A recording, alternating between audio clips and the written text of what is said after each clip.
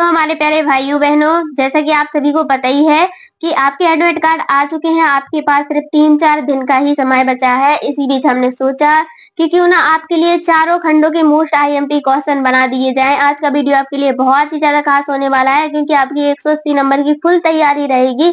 हम आपसे कुछ नहीं चाहते हैं, वीडियो बनाने में बहुत ज्यादा मेहनत लगती है। वीडियो को लाइक, कमेंट, चैनल को सब्सक्राइब जरूर कीजिएगा। आपके एक सब्सक्राइब से हमें मोटिवेशन मिलता है वीडियो बनाने में आगे। और बिल्कुल ध्यान से एक-एक क्वेश्चनों को पढ़िएगा, क्योंकि ये मोस्ट आईएमपी क्वेश्चन रहेंगे। सबसे पहला क्वेश्चन रहेगा आपका, आंगनवाड़ी केंद्रों में कितने वर्ष तक के बच्चों को सेवाएं प्रदान की जाती हैं? मोस्ट आईएमपी क्वेश्चन है आपका। तो कितने वर्ष तक के बच्चों को आंगनवाड़ी केंद्रों में सेवाएं प्रदान की जाती हैं? आपको इसका आंसर बताना है 0 से 6 वर्ष का। अगर ये आ जाए तो आपको 0 से 6 वर्ष बिल्कुल लगा देना है। जी हाँ हमारी प्यारी बहनों, एकीकृत बाल विकास सेवा योजना की शुरुआत कब हुई थी? एकीकृत बाल विकास सेवा योजना की शुरुआत बताना है। ए नंबर है 1965, बी नंबर है 1995, सी है आपका 1976, डी है 1975। इसका करेक्ट आंसर रहेगा आपका ऑप्शन नंबर डी 1975। जी हाँ हमारी प्यारी बहनों, 1975 लगा देना है आपको अगर बाल विकास का पूछे तो। आंगनवाड़ी कार्यकर्ता की शैक्षणिक योग्यता न्यूनतम कितनी होनी चाहिए?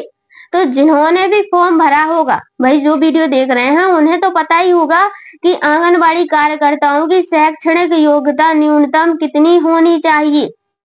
तो कुछ तो बता देंगे 5 वर्ष, कुछ बताएंगे 12 वर्ष, कुछ बताएंगे 8 वर्ष। तो जिनने फॉर्म भरा होगा वो कमेंट में जरूर बताएंगे कि हाँ मैम इतनी योग्यता पास होनी चाहिए। तो वो है आपकी 10वीं पास न्यूनतम योग्यता होनी चाहिए। जी हाँ हमारी प्यारे भाइयों बहनों, अगला क्वेश्चन देखेंगे हम। आईसीडीएस योजना के तहत कितनी मुख्य सेवाएं प्रदान की जाती हैं? जो आईसीडीएस आपकी सेवा योजना है, इसके अंतर्गत कितनी सेवाएं प्रदान की जाती हैं? A number 3, B number 9, C number 6 और डी नंबर 8। तो कुल मिला के हम आपको बता दें, जैसे कि उसमें टीकाकरण की योजना होती है, पोषण की योजना होती है, ऐसी कुल मिला के आपकी कितनी योजनाएं होती हैं? 6 योजनाएं होती हैं। जी हाँ हमारी प्यारी बहनों, अगर ये क्वेश्चन आ जाए तो आपको 6 लगा देना है। पांचवा मोस्ट आईएमपी क्वेश्चन रहेगा, बिल्कुल स्क्रीनशॉट ले लो इसका। राष्ट्रीय पोषण मिशन अभियान की शुरुआत कब हुई थी? कि राष्ट्रीय पोषण मिशन की शुरुआत किस वर्ष हुई थी? आपको कब हुई थी आपको ये बताना है। क्वेश्चन को बिल्कुल ध्यान से पढ़ना और आंसर तो आपको बिल्कुल मिल ही जाएगा। A number 2003, B number 2019, C number 2018 और डी नंबर 2006। तो करेक्ट आंसर रहेगा सी नंबर 2018। जी हाँ हमारी प्यारी बहनों, अगला क्वेश्चन देखेंगे हम। आंगनवाड़ी कार्यकर्ताओं को मानदेय कौन प्रदान करता है? आंगनबाड़ी कार्यकर्ताओं को मानदेय कौन प्रदान करता है? ये हमारी प्यारी बहनें इनका आंसर तो बिल्कुल कमेंट में बताएंगी ही, क्योंकि सभी को पता रहता है ये। ए नंबर है केंद्र सरकार, बी है आपका केंद्र और राज्य सरकार, सी है आपका राज्य सरकार और डी है आपका पंचायती समिति। तो correct answer option number B, केंद्र और राज्य सरकार दोनों मानदेय प्रदान करती हैं। जी हमारी प्यारी बहनों, 7 नंबर का क्वेश्चन देखेंगे हम। आईसीडीएस योजना के अंतर्गत पूरक पोषण कार्यक्रम का उद्देश्य क्या था? पूरक पोषण कार्यक्रम का उद्देश्य बताना है। रोजगार उपलब्ध कराना, बी नंबर गर्भवती महिलाओं को प्रशिक्षण देना, सी नंबर कुपोषण को रोकना और डी नंबर है आपका बच्चों को स्कूल भेजना। वेरी मोस्ट क्वेश्चन है आपका, ऐसे ही क्वेश्चन आपके एग्जाम में आने वाले हैं। तो करेक्ट आंसर रहेगा आपका ऑप्शन नंबर सी, कुपोषण को रोकना। क्या है इसका आंसर? कुपोषण को रोकना। जी हमारी प्यारी बहन है, आईसीडीएस योजना किस मंत्रालय के अंतर्गत कार्य करती है? आईसीडीएस से आपके 1-2 क्वेश्चन आएंगे ही आएंगे। आईसीडीएस योजना किस मंत्रालय के अंतर्गत कार्य करती है? शिक्षा मंत्रालय, महिला एवं बाल विकास मंत्रालय, स्वास्थ्य परिवार कल्याण मंत्रालय, ग्रामीण विकास मंत्रालय। करेक्ट आंसर रहेगा आपका ऑप्शन नंबर बी, महिला एवं बाल विकास मंत्रालय के अंतर्गत कार्य करती है। अगला क्वेश्चन देखिए हम, 9वां क्वेश्चन है आपका। भारत सरकार द्वारा पोषण माह कब मनाया जाता है? तो पोषण माह है, कब मनाया जाता है?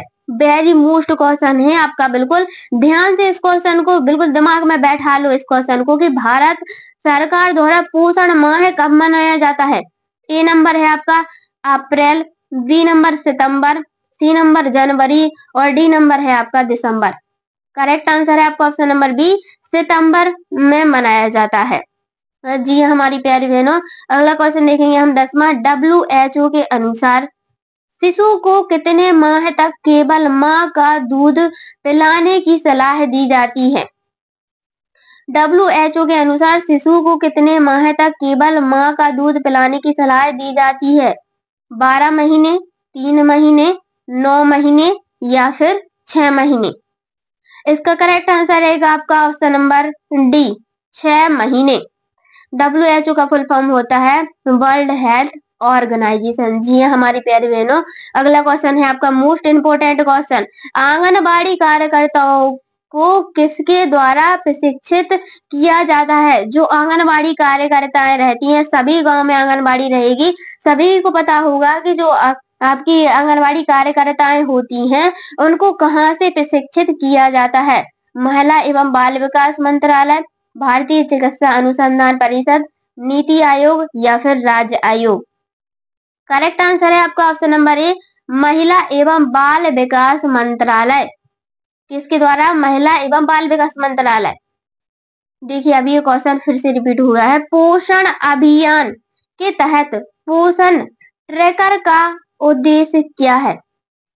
पोषण ट्रैकर का उद्देश्य बताना है आपको कि क्या होता है। आंगनबाड़ी भवन का निर्माण, आंगनबाड़ी कार्यकर्ताओं का प्रशिक्षण, पोषण आहार में वृद्धि, कुपोषण बच्चों का डिजिटल डाटा प्रबंध। Correct answer option number D, कुपोषण बच्चों का डिजिटल डाटा प्रबंधन। जी हमारी प्यारे बहनों, सखी योजना का संबंध किससे है?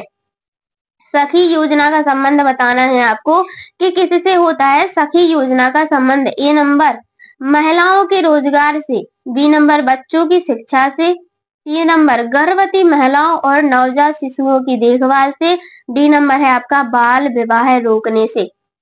इसका करेक्ट आंसर रहेगा आपका ऑप्शन नंबर सी, गर्भवती महिलाओं और नवजात शिशुओं की देखभाल से सखी योजना का संबंध होता है। अगला क्वेश्चन है आपका 14 नंबर का क्वेश्चन है बिल्कुल। राष्ट्रीय परिवार स्वास्थ्य सर्वेक्षण NFHS 5 के अनुसार भारत में 5 वर्ष से कम आयु के कितने प्रतिशत बच्चे कुपोषित हैं? यानी कि 5 वर्ष से जिनकी आयु कम है वह कितने प्रतिशत बच्चे कुपोषित हैं आपको बताना है। लगभग 50%, लगभग 30 या फिर 40 या फिर 20। करेक्ट आंसर रहेगा ऑप्शन नंबर सी, लगभग 30% बच्चे कुपोषित हैं 5 वर्ष से कम। आंगनबाड़ी केंद्रों में बच्चों को दी जाने वाली THR योजना का उद्देश्य क्या है? THR का full form take home ration. जी हाँ हमारी प्यारे बहनों, देखिए ऑप्शन दिए गए हैं यहाँ पर 4। आंगनबाड़ी केंद्रों में संख्या बढ़ाना, बच्चों को घर पर पोषण देना, बच्चों को टीकाकरण देना, बच्चों को स्कूल भेजना। तो THR का उद्देश्य क्या है आपका? बच्चों को घर पर पोषण देना, यानी कि बी नंबर वाला आपका बिल्कुल करेक्ट आंसर हो जाएगा। 16 नंबर का क्वेश्चन है, मोस्ट IMP क्वेश्चन रहेगा आपका। आंगनबाड़ी कार्यकर्ताओं को पोषण माह के दौरान किसी गतिविधि के लिए प्रशिक्षित किया जाता है? तो पोषण माह के दौरान गतिविधि के लिए प्रशिक्षित किया जाता है आपको बताना है। ए नंबर है आपका डिजिटल साक्षरता के लिए, पोषण एवं स्वास्थ्य जागरूकता अभियान के लिए, स्कूल शिक्षा के लिए, सरकारी योजना की जानकारी के लिए। करेक्ट आंसर है ऑप्शन नंबर बी, पोषण एवं स्वास्थ्य जागरूकता अभियान के लिए। जी हाँ हमारी प्यारी बहनों, बाल विवाह रोक अधिनियम 2006 के तहत लड़कियों की विवाह की न्यूनतम आयु क्या है? 2006 के तहत बताना है कि लड़कियों की विवाह की न्यूनतम आयु कितनी होती है। ए नंबर 21 वर्ष, बी नंबर है 16 वर्ष, सी नंबर है आपका 18 वर्ष और डी नंबर है आपका 20 वर्ष। जल्दी से हमारी प्यारी बहनें इसका आंसर कमेंट में बताएंगी कि 18 वर्ष। जी हाँ हमारी प्यारी बहनों, 2006 के तहत लड़कियों की विवाह की आयु 18 वर्ष होती है। 18 नंबर का क्वेश्चन देखेंगे हम। बाल विवाह है लोक अधिनियम 2006 के तहत बाल विवाह करने वाले माता पिता अभिभावकों को अधिनियम कितने साल की सजा का प्रावधान है? यानी कि देखिए, जब बाल विवाह माता पिता अभिभावक करते हैं तो उनको कितने साल की सजा का प्रावधान दिया जाता है? 5 वर्ष, 2 वर्ष, 3 वर्ष या फिर 6 वर्ष? तो 3 वर्ष का प्रावधान दिया जाता है। जी हमारी प्यारी बहनों, अगला क्वेश्चन है आपका। बाल विवाह रोक अधिनियम 2006 किस वर्ष लागू किया गया था? बाल विवाह रोक अधिनियम 2006 किस वर्ष लागू किया गया था, ये बताना है आपको। 2006 में, 2007 में, 2005 में या फिर 2008 में? 2006 तो हो ही नहीं सकता है, 2005 भी नहीं हो सकता है। तो देखिए, इसका करेक्ट आंसर है ऑप्शन नंबर बी, 2007 में लागू किया गया था। जी हमारी प्यारी बहनों, अगला क्वेश्चन देखेंगे हम। मोस्ट आईएमपी क्वेश्चन है आपका। बाल विवाह रोक अधिनियम 2006 के तहत बाल विवाह है निषेध अधिनियम की नियुक्ति कौन करता है? बाल विवाह निषेध अधिनियम की नियुक्ति कौन करता है, ये बताना है आपको। राज्य सरकार, पंचायत समिति, जिला न्यायालय, केंद्र सरकार? तो इसका करेक्ट आंसर रहेगा आपका ऑप्शन नंबर ए, राज्य सरकार करता है निषेध अधिनियम की नियुक्ति। अगला क्वेश्चन देखेंगे हम। 21 नंबर का क्वेश्चन है आपका। यदि कोई बाल विवाह हो चुका है तो बालिका किस आयु तक इसे शून्य घोषित करने के लिए न्यायालय जा सकती है? मतलब जो बालिका है वो इसे शून्य करने के लिए किस वर्ष तक की आयु तक न्यायालय जा सकती है? 20 वर्ष, 16 वर्ष, 21 वर्ष या फिर 18 वर्ष? Correct answer option number C, 21 वर्ष तक की आयु तक बालिका न्यायालय जा सकती है बाल विवाह को शून्य घोषित करने के लिए। 22 नंबर का क्वेश्चन है। बाल विवाह रोक अधिनियम 2006 के तहत व्यवहार को शून्य घोषित करने का अधिकार किसे है? मतलब कि किस वर्ष है, आपको ये बताना है। अधिनियम शून्य घोषित करने का अधिकार है। दूसरी बार क्वेश्चन रिपीट हो गया है। देखिए, इसका करेक्ट आंसर आपको बता देना है। देखिए, अभी कुछ देर पहले बताया था। इसका करेक्ट आंसर जल्दी से कमेंट में बता दीजिए। 21 वर्ष। जी हाँ हमारी प्यारी बहनों, 21 वर्ष। अगला क्वेश्चन देखेंगे हम। मोस्ट आईएमपी क्वेश्चन रहेगा आपका 23 नंबर का। बाल विवाह रोक अधिनियम 2006 में पीड़ित बालिका को संरक्षण और पुनर्वास है का प्रदान करने का दायित्व किसका होता है? पुनर्वास प्रदान करने का दायित्व किसको होता है, ये आपको बताना है। ए नंबर है माता पिता, बी नंबर राज्य सरकार, सी नंबर बाल विवाह निषेध अधिकार, डी नंबर है आपका न्यायालय। तो करेक्ट आंसर है आपका ऑप्शन नंबर बी, राज्य सरकार। जी हमारी प्यारी बहनों, राज्य सरकार लगा देना है अगर आपका ये क्वेश्चन एग्जाम में आता है तो। मोस्ट आईएमपी क्वेश्चन है। भारत में बाल विवाह को पूरी तरह समाप्त करने के लिए किस संवैधानिक अनुच्छेद के तहत राजनीति के निदेशक तत्वों में ऐसे प्रतिबंधित किया गया? क्वेश्चन को बिल्कुल ध्यान से पढ़ना है। ये आपका मोस्ट आईएमपी क्वेश्चन है, बिल्कुल स्क्रीनशॉट ले लो इसका। बिल्कुल मोस्ट आईएमपी क्वेश्चन रहेगा आपका। देखिए, अनुच्छेद 21, 39, 45 या फिर 15? करेक्ट आंसर है अनुच्छेद 39। देखिए, मोस्ट आईएमपी क्वेश्चन रहेगा आपका 25 नंबर का क्वेश्चन है। यदि कोई व्यक्ति बाल विवाह की जानकारी होने उसे नहीं रोकता है तो उसे अधिकतम कितने साल की सजा हो सकती है? यानी कि जहाँ कहीं भी बाल विवाह होता है, अगर उसको पता है कि हाँ ये बाल विवाह हो रहा है, अगर वो उसको नहीं रोकता है, अगर पता चल जाता है, तो उसे कितने वर्ष की सजा होती है? 3 वर्ष की, 2 वर्ष की, 1 वर्ष की या फिर 6 महीने की? तो उसको कितने वर्ष की सजा होती है? 1 वर्ष की सजा होती है। जी हाँ हमारी प्यारे भाइयों बहनों, अगला क्वेश्चन है आपका 26 नंबर का क्वेश्चन। दूध में मुख्य प्रोटीन कौन सा होता है? दूध में आपको बताना है कि मुख्य प्रोटीन कौन सा होता है। देखिए आप अपने आंसरों को काउंट करते जाइएगा कि हमारी इतने नंबर की तैयारी हो रही है, और जितने भी आपके आंसर सही हो रहे हैं कमेंट में जरूर बताइएगा कि हाँ भाई हमारे इतने आंसर सही हो रहे हैं। देखिए इसका करेक्ट आंसर रहेगा ऑप्शन नंबर ए, कैसियन। जी हमारी प्यारी बहनों 27 नंबर का क्वेश्चन देखेंगे हम। मोस्ट आईएमपी क्वेश्चन रहेगा आपका, शरीर में रक्त का शुद्धिकरण किस अंग द्वारा किया जाता है। जैसे कि अपना शरीर है उसमें रक्त की शुद्धिकरण किस अंग द्वारा किया जाता है। ए नंबर है आपका फेफड़े, बी नंबर है आपका हृदय, सी नंबर है आपका वृक्क, वृक्क को हम क्या बोलते हैं किडनी, डी नंबर है आपका यकृत। पहला फेफड़े, हृदय, वृक्क और यकृत। करेक्ट आंसर है आपका ऑप्शन नंबर सी, वृक्क किडनी काय को करता है शुद्ध, हमारे शरीर के रक्त को। 28 नंबर का क्वेश्चन देखेंगे हम। शरीर में कोशिकाओं की वृद्धि और मरम्मत के लिए कौन सा पोषक तत्व आवश्यक होता है। शरीर में कोशिकाओं की वृद्धि और मरम्मत के लिए कौन सा पोषक तत्व आवश्यक होता है ये बताना है आपको। तो ए नंबर कार्बोहाइड्रेट, बी नंबर है आपका प्रोटीन, सी नंबर है आपका वसा और डी नंबर है आपका विटामिन। करेक्ट आंसर है आपका ऑप्शन नंबर बी, प्रोटीन।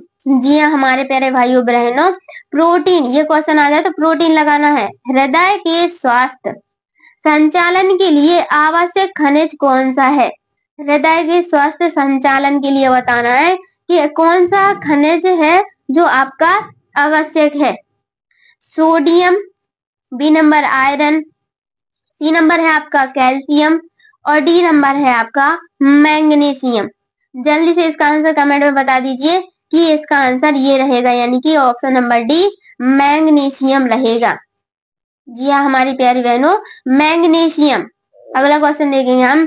रक्त का थक्का बनने में कौन सा विटामिन सहायक होता है। जब रक्त के थक्के बनते हैं हमारे शरीर में तो उसमें मतलब कि कौन सा विटामिन है जो सहायक होता है। ऐसी कौन सा विटामिन है, vitamin D, vitamin A, vitamin C या फिर विटामिन के। मोस्ट आईएमपी क्वेश्चन रहेगा ये, क्वेश्चन आपका आएगा ही आएगा क्वेश्चन, तो इसको बिल्कुल ध्यान में बैठा लो कि विटामिन के की कमी से क्या होता है, रक्त का थक्का बनता है। अगला क्वेश्चन देखेंगे हम। 31 नंबर का क्वेश्चन है आपका, हड्डियों और दांतों की मजबूती के लिए कौन सा खनिज तत्व आवश्यक है। हड्डियों और दांतों की मजबूती के लिए कौन सा खनिज तत्व आवश्यक है ये बताना है आपका। ए नंबर आपका है sodium, B number iron, C number calcium और डी नंबर है आपका मैग्नीशियम। तो देखिए ए बी सी डी में से आपको सी नंबर वाला आपको बिल्कुल करेक्ट आंसर है, क्या है, कैल्शियम। आपकी दांतों और हड्डियों के लिए मजबूती प्रदान करता है। 32 नंबर का क्वेश्चन देखेंगे हम।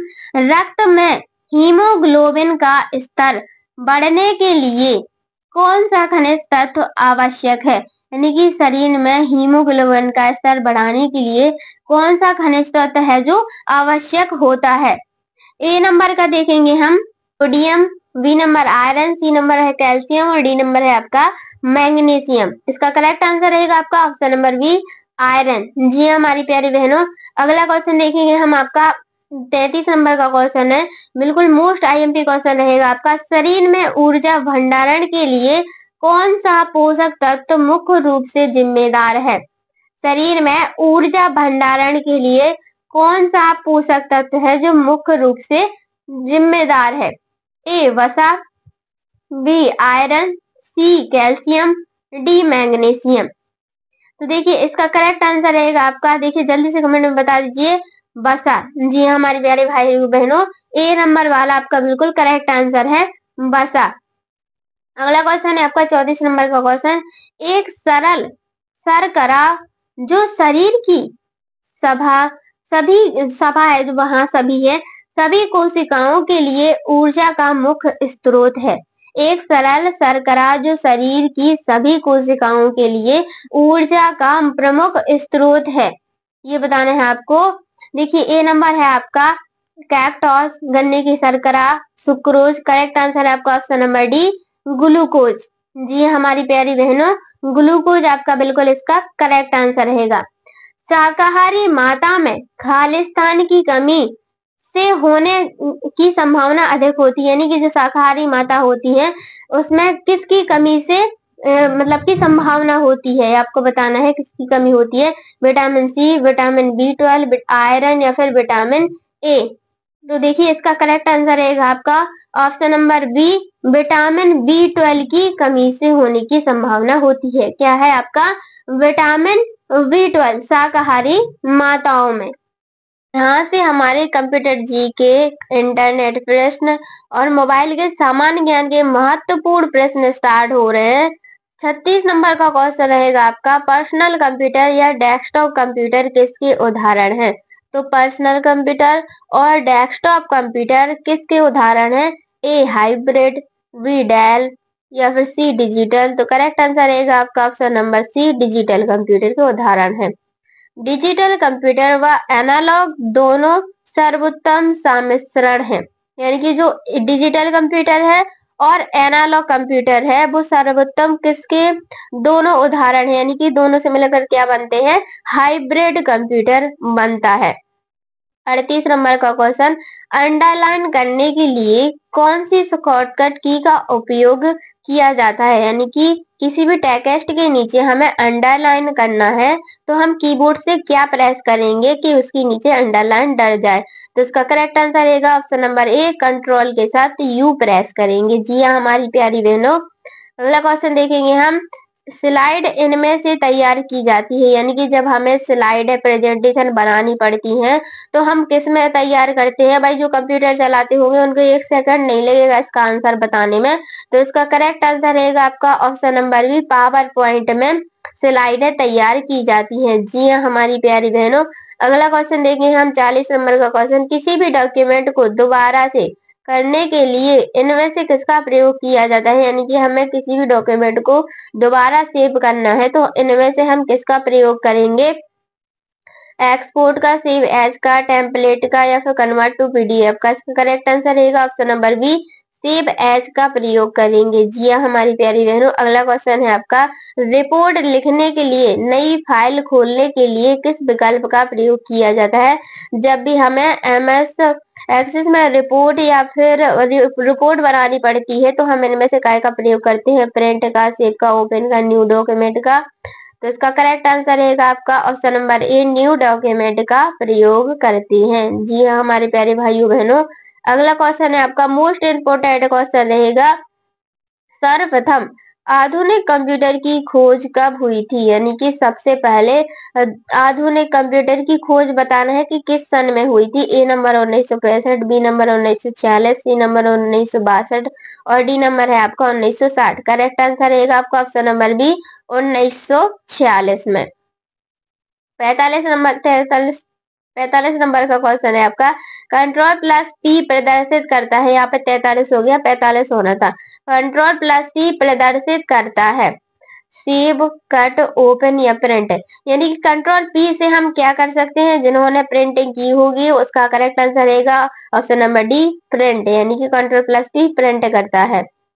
अगला क्वेश्चन देखेंगे हम, MS वर्ड में टेक्स्ट को बोल्ड करने के लिए शॉर्टकट की क्या है, यानी कि जब हम MS वर्ड में टेक्स्ट डाटा बनाते हैं हमें किसी भी टेक्स्ट को हाईलाइट करना पड़ता है तो हम कीबोर्ड से किस शॉर्टकट की का प्रयोग करते हैं ये बताना है आपको। इसका करेक्ट आंसर रहेगा ऑप्शन नंबर बी, कंट्रोल+B को प्रेस करते हैं। जी हाँ हमारी प्यारी बहनों, निम्न में से कौन एक खोज इंजन नहीं है। देखिए ऑप्शन दिए गए हैं 4, आपको बताना है। अगर आप मोबाइल चलाते होंगे तो 1 मिनट में इसका आंसर बता देंगे।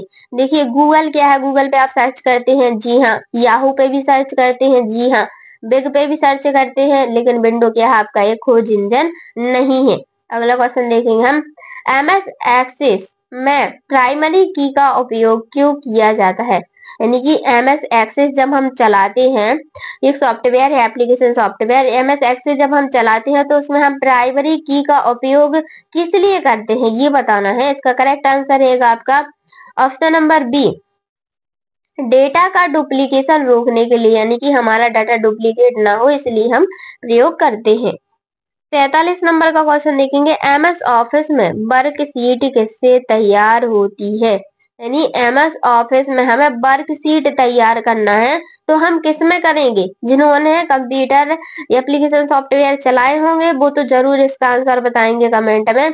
ए number word, MS PowerPoint, MS Excel या फिर वर्ड। करेक्ट आंसर रहेगा एमएस एक्सेल। जी हाँ हमारी प्यारी भाइयों बहनों, एमएस एक्सेल में कंडीशनल फॉर्मेटिंग का उपयोग किसके लिए किया जाता है? ये मतलब कि किसके लिए होता है ये बताना है आपका। कंडीशनल फॉर्मेटिंग का उपयोग किसके लिए होता है? देखिए ए नंबर डेटा हाईलाइट करने के लिए, फॉर्मूला जोड़ने के लिए, डाटा को स्थायी रूप में स्टोर करना, चार्ट बनाना। करेक्ट आंसर है आपका ऑप्शन नंबर ए, डाटा को हाईलाइट करने के लिए कंडीशनल फॉर्मेटिंग का उपयोग किया जाता है। 49 नंबर का क्वेश्चन है, मोबाइल फोन उपयोग करता है तो मोबाइल फोन उपयोग करता क्या है? सिंपलेक्स, हाफ डुप्लेक्स, इनमें से कोई नहीं, फुल डुप्लेक्स। तो देखिए जिन्हों जो मोबाइल पे बात करते होंगे वो इसका आंसर जरूर बताएंगे कि ये क्या है आपका, एक फुल डुप्लेक्स है। क्योंकि देखिए जब आप बोलते हैं तो उस साइड से भी आवाज आती है और इस साइड से भी जाती है, तो क्या है, फुल डुप्लेक्स है आपका मोबाइल। 50 नंबर का क्वेश्चन, कंप्यूटर की भौतिक बनावट कहलाती है तो कंप्यूटर की जो भौतिक बनावट है वो क्या कहलाती है? ए नंबर है आपका human ware, B number software, C number hardware और डी नंबर है आपका फर्मवेयर। इसका करेक्ट आंसर रहेगा आपका ऑप्शन नंबर सी, हार्डवेयर। जी हाँ हमारी प्यारी बहनों, क्या रहेगा इसका आंसर? हार्डवेयर। अगला क्वेश्चन देखेंगे हम, मोस्ट आईएमपी क्वेश्चन रहेगा, एमएस एक्सेल में कंट्रोल प्लस टी का उपयोग क्या करता है? यानी कि कंट्रोल प्लस टी से क्या होता है? जब हम एमएस एक्सेल चलाते हैं तो कीबोर्ड से कंट्रोल प्लस टी प्रेस करते हैं तो क्या होता है ये बताना है आपको। चार्ट बनने के लिए, टेबल बनाने के लिए, फॉर्मूला लगाने के लिए, लेटेस्ट टेक्स्ट जोड़ने के लिए, वहां टेक्स्ट है तो टेबल बनाने के लिए कंट्रोल प्लस टी का प्रयोग करते हैं। एमएस वर्ड में पेज ऑर्गेनाइजेशन बदलने के लिए कौन सा विकल्प उपयोगी होता है? पेज ऑर्गेनाइजेशन बदलने के लिए कौन सा विकल्प है जो उपयोगी होता है ये बताना है आपको। लेआउट, फाइल, इंसर्ट या फिर व्यू। पेज ऑर्गेनाइजेशन किस पर रहता है आपका? लेआउट पर रहता है। जी हाँ हमारे प्यारे भाइयों बहनों, अगला क्वेश्चन रहेगा आपका, एमएस एक्सेल में फिल्टर का उपयोग किसके लिए होता है? एमएस एक्सेल में फिल्टर का उपयोग किसके लिए करते हैं? डाटा को हाईलाइट करने के लिए, डाटा को प्रिंट करने के लिए, डाटा को फिल्टर करने के लिए या फिर डाटा को ग्राफ में बदलने के लिए। करेक्ट आंसर रहेगा आपका ऑप्शन नंबर सी, डाटा को फिल्टर करने के लिए हम काय का प्रयोग करते हैं? फिल्टर का प्रयोग करते हैं। अगला क्वेश्चन देखेंगे हम, कंप्यूटर का नियंत्रक भाग कहलाता है। कंप्यूटर का नियंत्रक भाग क्या कहलाता है? देखिए वेरी इंपोर्टेंट क्वेश्चन रहेगा आपका, कंप्यूटर का नियंत्रक भाग बताना है। कुंजी पटल, सीपीयू, हार्डवेयर, प्रिंटर। देखिए इसका करेक्ट आंसर रहेगा आपका ऑप्शन नंबर सी, सीपीयू कहलाता है। अगला क्वेश्चन देखेंगे हम, मोस्ट इंपोर्टेंट क्वेश्चन रहेगा, एमएस एक्सेल में फ्रिज फैंस का उपयोग किसके लिए होता है? फ्रिज पेंस का उपयोग किसके लिए होता है? पंक्तियां और कलम को स्थित करने के लिए, फाइल सेव करने के लिए, डाटा सेव करने के लिए, डाटा को फिल्टर करने के लिए। देखिए इसका करेक्ट आंसर रहेगा आपका ऑप्शन नंबर ए, पंक्तियों और कॉलम को स्थित करने के लिए। जहाँ कलम लिखा है वहां पर क्या है? कॉलम है। पंक्तियों और कॉलम को स्थिर रखने के लिए प्रयोग किया जाता है। एमएस पावर पॉइंट में स्मार्ट आर्ट का उपयोग क्या दर्शाने के लिए किया जाता है? एमएस पावर पॉइंट में स्मार्ट आर्ट का उपयोग क्या दर्शाने के लिए किया जाता है? ग्राफिकल संचार, टेक्स्ट एनिमेशन, स्लाइडर, ट्रांसलेशन या फिर फॉर्मूला। तो क्या दर्शाते हैं? जल्दी से इसका आंसर कमेंट में बताइए। चलिए बता देते हैं, इसका करेक्ट आंसर है ऑप्शन नंबर ए, ग्राफिकल संचार। जी हाँ हमारी प्यारी बहनों, अगला क्वेश्चन देखेंगे हम, एमएस एक्सेल में गोल सीक का उपयोग किसके लिए किया जाता है? Goal seek very important question, screenshot ले लो भाई। गोल सीक का उपयोग किसके लिए किया जाता है? डेटा को ऑर्गेनाइज करने के लिए, एक सेल के मान को प्राप्त करने के लिए, टेबल बनाने के लिए, सेव करने के लिए।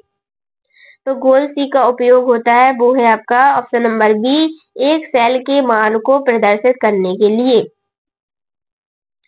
एमएस एक्सेल में वन ऐप फंक्शन किसके लिए उपयोगी होता किसके लिए उपयोग किया जाता है, होता नहीं, किसके लिए उपयोग किया जाता है? शर्तों के अनुसार परिणाम दिखाने के लिए, ग्राफ बनाने के लिए, इंटरनेट स्पीड बढ़ाने के लिए, पंक्तियों को डिलीट करने के लिए। तो किसके लिए हम प्रयोग करेंगे वन ऐप का प्रयोग? इसका करेक्ट आंसर है आपका ऑप्शन नंबर ए, शर्तों के अनुसार परिणाम दिखाने के लिए। देखिए अगला क्वेश्चन है आपका, एमएस पावर पॉइंट में टाइमिंग का उपयोग किसके लिए होता है? यानी कि टाइमिंग का उपयोग पावर पॉइंट में किसके लिए करते हैं आपको बताना है। ट्रांसलेशन बदलने के लिए, प्रेजेंटेशन की स्पीड तय करने के लिए, स्लाइड जोड़ने के लिए, फॉर्मूला लगाने के लिए। टाइमिंग का प्रयोग देखिए यहाँ पर लिखा है आपका प्रेजेंटेशन की स्पीड तय करने के लिए किया जाता है। जी हाँ हमारे प्यारे भाइयों बहनों, अगला क्वेश्चन देखेंगे हम, एमएस वर्ड में कंट्रोल प्लस ई शॉर्टकट क्या करता है? यानी कि कंट्रोल प्लस कीबोर्ड से जैसे हम कंट्रोल प्लस ई को प्रेस करेंगे तो क्या होगा? डॉक्यूमेंट सेव करता है, डॉक्यूमेंट को प्रिंट करता है, डॉक्यूमेंट को राइट करता है, या फिर डॉक्यूमेंट को सेंटर अलाइन करता है। इसका करेक्ट आंसर रहेगा आपको ऑप्शन नंबर डी, टेक्स्ट को सेंटर अलाइन करता है, यानी कि बीच में लाता है। वह हार्डवेयर डिवाइस कौन सी है जिसे आमतौर पर कंप्यूटर का ब्रेन कहा जाता है? वही है जहां पर वह है। वह हार्डवेयर डिवाइस कौन सी है जिसमें आमतौर पर कंप्यूटर का ब्रेन कहा जाता है? तो किसे कहा जाता है? मॉनिटर को, रैम को, सीपीयू को, या फिर ईएलयू को? करेक्ट आंसर है सीपीयू को कहा जाता है। मोस्ट इंपोर्टेंट क्वेश्चन है आपका। अगला क्वेश्चन देखेंगे, एमएस एक्सेस में रिपोर्ट जनरेशन का उपयोग किसके लिए होता है? रिपोर्ट जनरेशन का उपयोग किसके लिए होता है ये बताना है। डाटा एडिटिंग करने के लिए, डाटा रिपोर्ट तैयार करने के लिए, फॉर्मूला लगाने के लिए, या फिर टेबल बनाने के लिए? तो रिपोर्ट जनरेशन का प्रयोग किसके लिए होता है? डेटा रिपोर्ट तैयार करने के लिए। 63 नंबर का क्वेश्चन, एमएस एक्सेल में रो की संख्या कितनी होती है? एमएस एक्सेल में रो की संख्या कितनी होती है ये बताना है आपको। तो रो की जो संख्या होती है वो होती है आपकी 10,48,576। वेरी इंपोर्टेंट क्वेश्चन रहेगा आपका। ये क्वेश्चन आ ही सकता है, समझ लो कि इसको रट लो। 10,48,576 रो होती है एमएस एक्सेल में। अगला क्वेश्चन देखेंगे हम, एमएस एक्सेल में बाय डिफॉल्ट कितनी सीट होती हैं? जब हम माइक्रोसॉफ्ट एक्सेल को ओपन करते हैं तो हमें सबसे पहले जो एक्सेल की सीटें हैं नीचे साइड वो कितनी दिखती हैं? जिन्होंने एक्सेल ओपन किया होगा वो जरूर इसका आंसर बताएंगे। 2, 3, 5 या फिर 6। देखिए जो 3 बताएंगे उनका तो समझ लो कि बिल्कुल 100% उन्होंने एक्सेल चलाया है। 3 इसका करेक्ट आंसर है बाय डिफॉल्ट। एमएस ऑफिस में एमएस का फुल फॉर्म मतलब कि माइक्रोसॉफ्ट सॉरी ऑफिस है, ऑफिस में एमएस का फुल फॉर्म क्या होता है? एमएस से ऑफिस से पहले एमएस लिखा होता है, उसका मतलब क्या होता है? एमएस का आपको बताना है माइक्रोज, माइक्रोसॉफ्ट, माइक्रोसॉफ्ट्स, इनमें से कोई नहीं, यानी कि इनमें से एक है, वो क्या है? माइक्रोसॉफ्ट एमएस का फुल फॉर्म होता है। वेरी मोस्ट क्वेश्चन है आपका। अगला क्वेश्चन देखेंगे हम, किस किसको कंप्यूटर चलाना आता है? भाई ये तो मोस्ट इम्पोर्टेंट क्वेश्चन है, आपसे ही रिलेटेड है कि किस किस को कंप्यूटर चलाना आता है। जो इतने सारे क्वेश्चन पढ़ रहे हैं वो जरूर बताएंगे कि हमें आता है, सीख रहे हैं, या फिर आता है, या फिर आता ही नहीं है। इसका आपको जरूर कमेंट में आंसर बताना है कि आपको कंप्यूटर चलाना आता है कि नहीं आता है। भाई बहुत लोगों को तो आते ही होगा। देखिए अगला क्वेश्चन देखेंगे हम, ये क्वेश्चन हमने ऐसे ही ऐड कर दिया था कि हम देखते हैं कौन कौन इसका कमेंट में हमें आंसर बता पाता है। ऑनलाइन शॉपिंग वेबसाइट का उदाहरण क्या है? हमारी प्यारी बहनें इसका आंसर जरूर बताएंगी कि ऑनलाइन शॉपिंग वेबसाइट का उदाहरण क्या है, क्योंकि वही सबसे ज्यादा क्या करती है? शॉपिंग करती है। मोबाइल मिला, जल्दी से उठाया और शॉपिंग करने लगे। तो इसका करेक्ट आंसर बताना है आपको। क्या विकिपीडिया से करती हैं, फ्लिपकार्ट से करती हैं, या फिर व्हाट्सएप से करती हैं, या फिर जीमेल से करती हैं? तो देखिए जो शॉपिंग करती हैं वो जल्दी से बता देंगी कि हम तो फ्लिपकार्ट से करते हैं। जी हाँ, हमारी प्यारी बहनें फ्लिपकार्ट से शॉपिंग करती हैं। अगला क्वेश्चन देखेंगे हम, आपको क्वेश्चन है, इंटरनेट पर सुरक्षित डाटा ट्रांसफर के लिए किस प्रोटोकॉल का उपयोग किया जाता है? यानी कि डाटा सुरक्षित रूप से ट्रांसफर करने के लिए इनमें से किस प्रोटोकॉल का प्रयोग किया जाता है? HTTP, HTTPS, HTTP या फिर SMPS? देखिए, HTTPS का फुल फॉर्म बता दें, हाइपर टेक्स्ट ट्रांसफर प्रोटोकॉल। ये क्या होता है? HTTP का फुल फॉर्म होता है, और S का होता है सिक्योर। तो करेक्ट आंसर रहेगा आपका ऑप्शन नंबर बी, HTTPS। जी हाँ हमारी प्यारी बहनों, HTTPS।